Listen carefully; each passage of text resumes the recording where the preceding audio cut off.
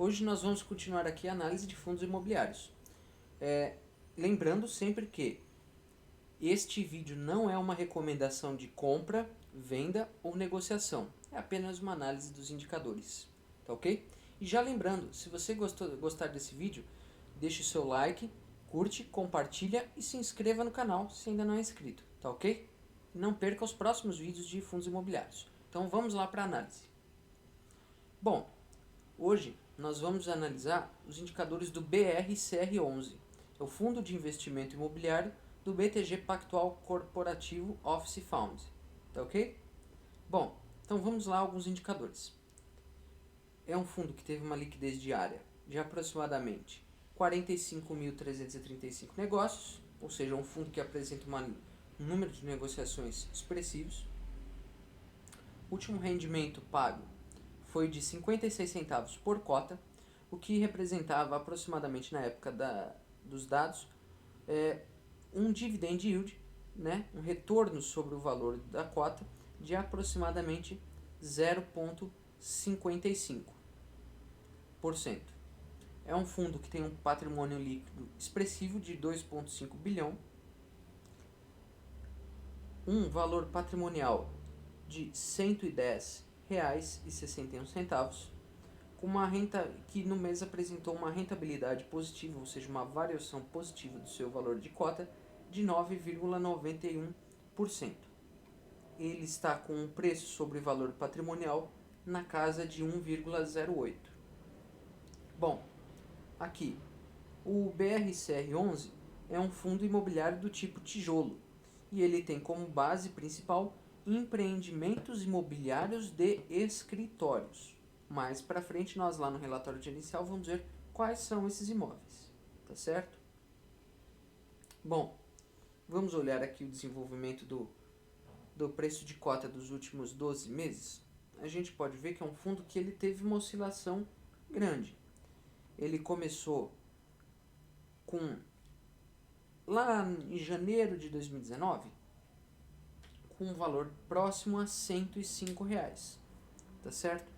E perceba que o fundo teve uma certa oscilação, chegou a fazer um fundo de R$ 88 em maio de 2019 e fechou 2019 e começo de 2020 na casa dos R$ 120, tá certo? Então por aqui a gente consegue ver a variação dos últimos 12 meses. Aqui alguns dados. A data de constituição do fundo lá em maio de 2007, ou seja, é um fundo que já tem um bom tempo de mercado, cerca de 5 mil cotas emitidas, um patrimônio inicial de R$500 mil e um valor inicial de cota de R$100, tá certo? É um segmento híbrido, com uma taxa de administração de 0,25% do valor de mercado e uma taxa de gestão de 1,5% sobre o valor de mercado, ou seja, esse já é um fundo que apresenta uma taxa de administração e gestão, não tendo outro tipo de taxa. Bom, aqui o objetivo e política do fundo. Como nós vimos, é um fundo que investe em imóveis a longo prazo e basicamente imóveis de escritório, tá certo? Aqui nós podemos ver a foto de alguns dos imóveis do fundo, mas nós vamos analisar eles melhor lá no relatório gerencial, tá certo? Aqui temos o retorno por cota, que foi o último retorno por cota de 56 centavos por cota, o que representava um retorno em relação ao valor da cota de 0,47%.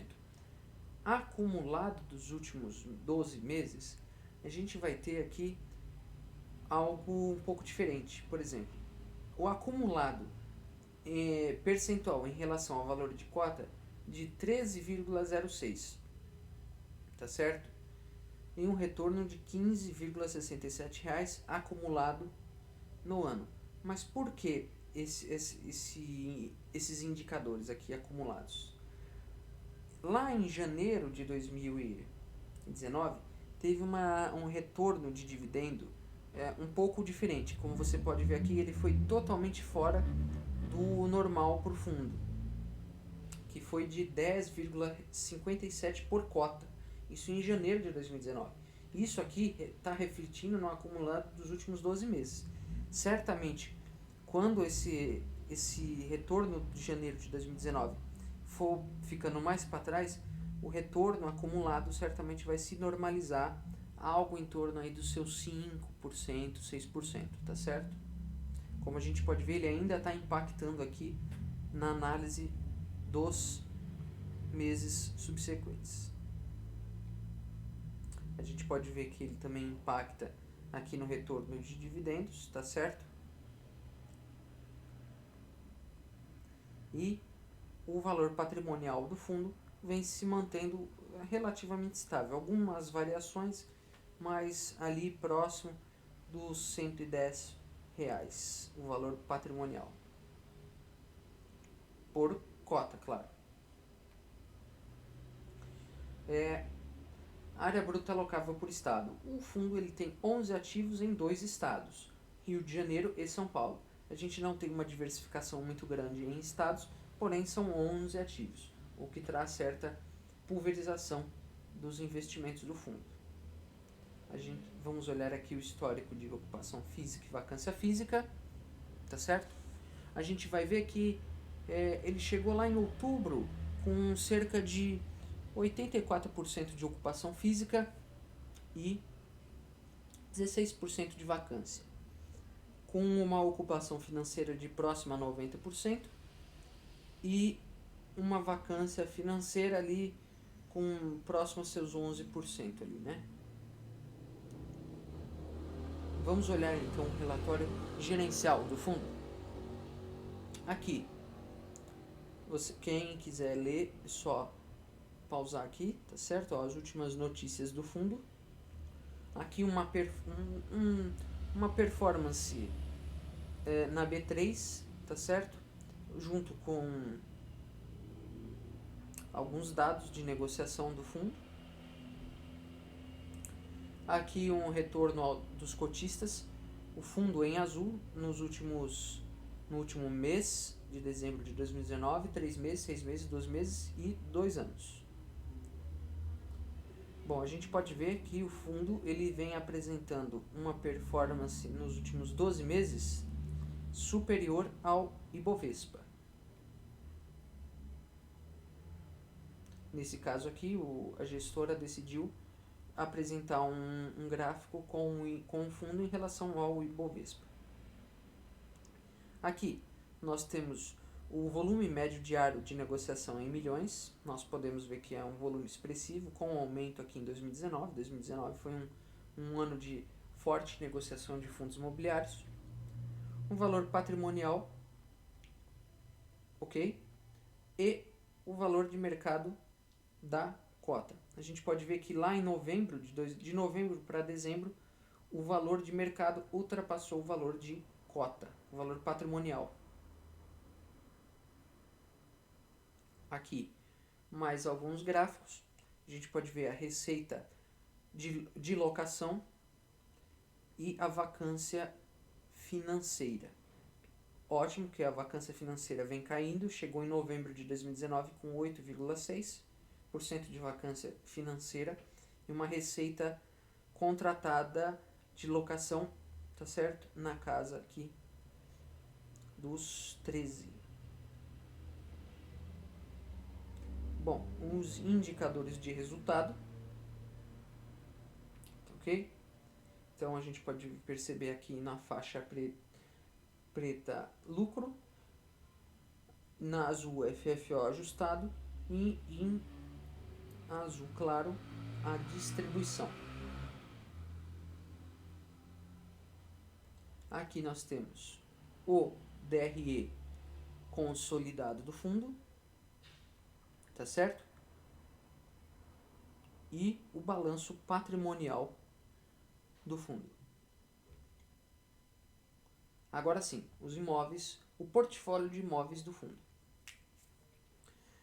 Aqui nós podemos ver qual o imóvel que é. Então nós temos o nome dos edifícios, a classe, se é um edifício classe B, classe A ou classe AAA.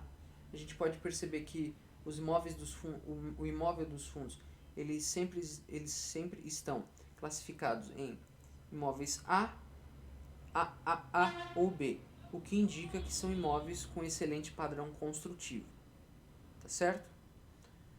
A cidade onde eles estão localizados, basicamente nós já vimos que estão localizados em Rio de Janeiro ou São Paulo. A data da aquisição desses imóveis e o percentual de participação do fundo nos imóveis.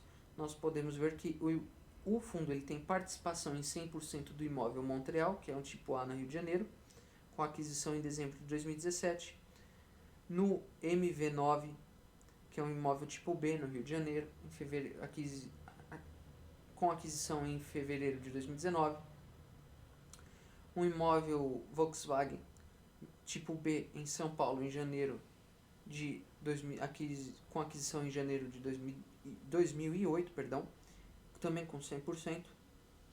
O imóvel Buriti, também classe B, em São Paulo, a data de aquisição em abril de 2011, também com 100%.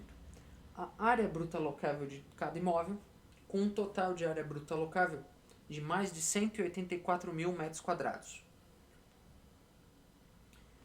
Uma vacância por imóvel, tá certo?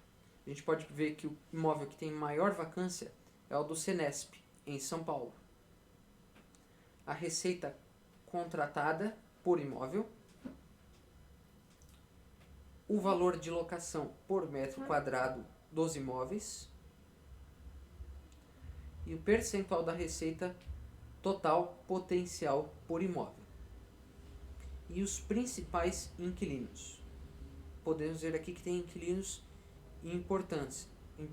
Por exemplo, Estácio, Petrobras, Volkswagen, Mattel e entre outros. Aqui a receita, mais de quase 60% advém de imóveis classe AAA, 33% de classe A, 8,2% de classe B. Receita por região. São Paulo representa quase 70% da receita do fundo, Rio de Janeiro cerca de 30%. Receita por setor. Financeiro 16%, temos aqui automobilística 12%, seguros 5%, serviços 3% e outro tipo de setores 63%. Está bem diversificado. Aqui a vacância por ativo, como isso aqui a gente já viu, né? Quais são os imóveis que têm a maior vacância. O índice de reajustes, a maioria deles pelo IGPM, depois por IPCA, IGPDI e uma parcela por IPC-FIP. E o vencimento dos contratos. 71,5% de 2024 em diante. Em 2020, nós teremos apenas 1,8%. Aqui mais algumas informações consolidadas que nós já vimos. Os cotistas, mais de 84 mil, hoje, né? A área bruta locável, mais de 184 mil metros quadrados. São 59 contratos de locação, 11 empreendimentos. A administradora é a BTG Pactual Serviços Financeiros, taxa de performance de 0,25 e uma taxa de gestão de 1,5%, tá ok?